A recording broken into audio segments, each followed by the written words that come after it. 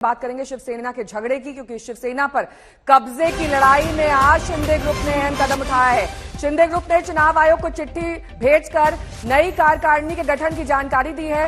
चिट्ठी में कहा गया है कि शिवसेना नेताओं का बहुमत उनके साथ है। उद्धव कैंप पहले ही कैविएट चुनाव आयोग में दाखिल कर चुका है। तो कब्जे की जंग में शिंदे गुट का ये बड़ा कदम, ये चिट्ठी ऐसे वक्त सामने आई है जब आज सुप्रीम कोर्ट में सुनवाई होनी है।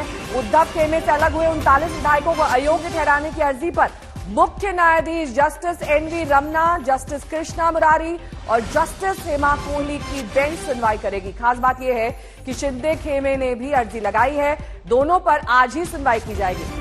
उद्धव खेमे को जैसे ही बगावत की खबर मिली थी, वैसे ही उद्धव खेमे ने शिंदे को विधायक दल के नेता पद से हटाकर अजय चौधरी को विधायक दल का नेता बना दिया था। वहीं भरत गोगावले को चीफ विप से हटाकर सुनील प्रभु को चीफ विप बनाया गया था। विधानसभा के नए स्पीकर राहुल नरवेकर ने भी भरत गोगावले को चीफ विप के रूप में मान्यता दे दी। इस बीच सुप्रीम कोर्ट में सुनवाई से पहले उद्धव खेमे के सांसद भी टूट गए हैं। शिवसेना के 12 सांसद शिंदे खेमे में आ गए हैं और राहुल शिवाले को शिवसेना के सदन के नेता के रूप में स्पीकर ने मान्यता भी दे दी है।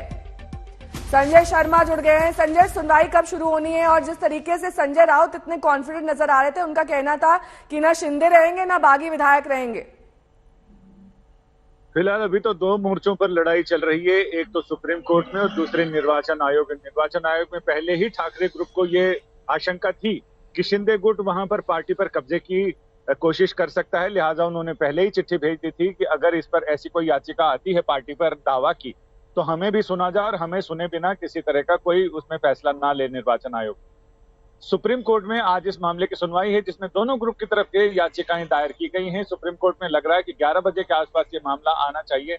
हालांकि सिर्फ अंदाजा ही लगाया जा सकता है, क्योंकि कोर्ट में किसी मामले के लिए कोई समय तो तय होता नहीं है और ये भी नहीं होता किस मामले के लिए कितना अधिकतम समय दिया जाएगा। तो ये कहना बहुत मुश्किल होता है। इसमें सिर्फ अंदाजा लगाया जा सकता है कि कोर्ट में ये मामला लगभग 11 साढ़े 11 बजे आ सकता है।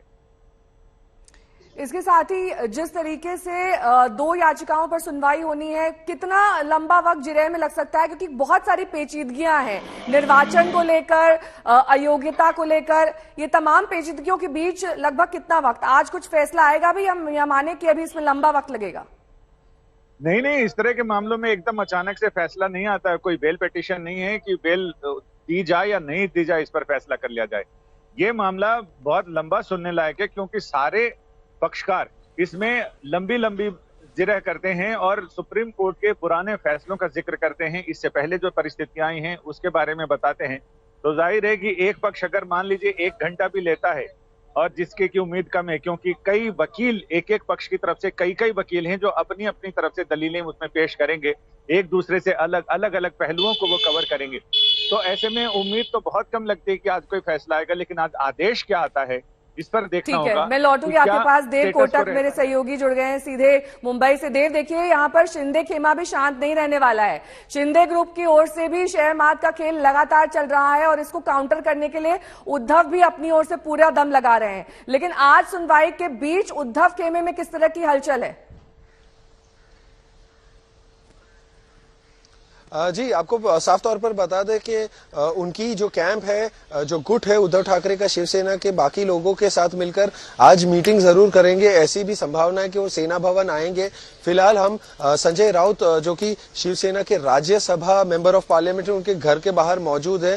वो भी दिल्ली गए हैं कुछ चीजों पर विचार विमर्श करने के लिए, और ये सुप्रीम कोर्ट में मैटर कितने बजे आएगा ये भी हमें थोड़ी समय में पता लग पाएगा। लेकिन कहीं ना कहीं उनके दिमाग में एक टेंशन जरूर है कि अगर ये फैसला उनके फेवर में नहीं गया तो क्या, क्योंकि ये डिस्क्वालिफिकेशन वाला मैटर है जो शिवसेना पहले से कह रही है कि होना चाहिए।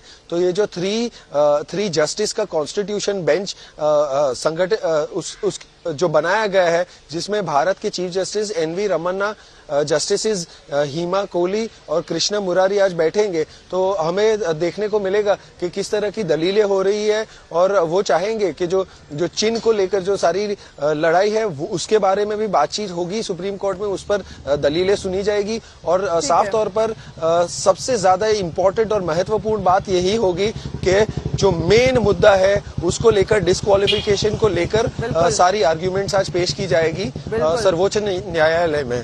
देव कोटक, बहुत बहुत शुक्रिया इस तमाम जानकारी के लिए आपका।